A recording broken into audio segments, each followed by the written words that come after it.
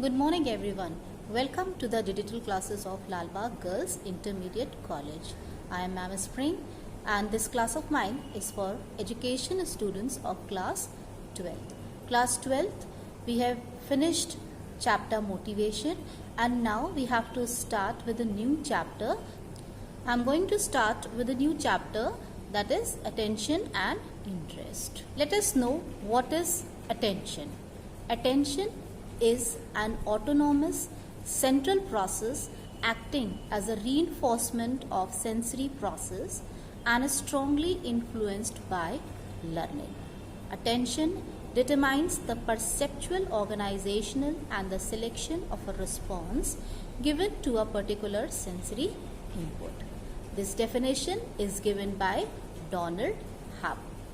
But what it exactly means? Since organs of an individual happen to go through a number of stimuli of them, only a few are perceived. Perceived means we can see only few. In such condition, either other stimuli are not perceived or they only provide a blurred perception. They only form a hazy awareness in our conscious mind. Thus, we can say that we only attend a few of stimuli and leave other aside. In a way, attention can be said as selective perception. Perception, I have already told you that what you think or what you see with your senses is said to be perception. So, when we perceive things, it is in a selective manner. We cannot perceive all the things together in all ways. So it has a different attention to it. What to stimuli to which we give attention is perceived in a better manner, and if we are not giving attention to anything, then we do not perceive that thing in a proper manner. So let us discuss that what are the definitions and meaning of attention.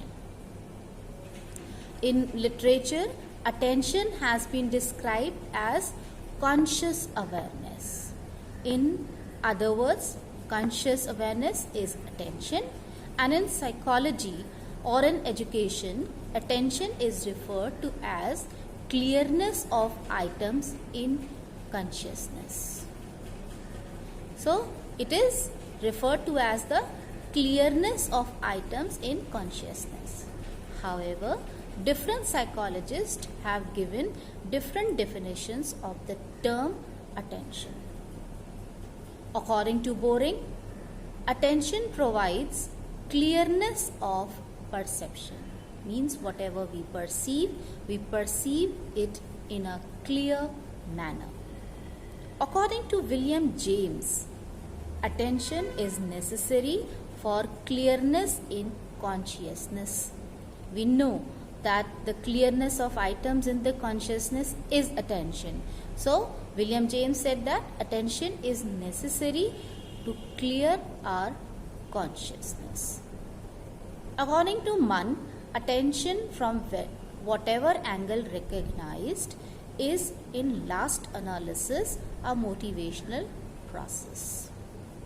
Then according to Ross, attention is a process of getting an object of thought clearly before the mind.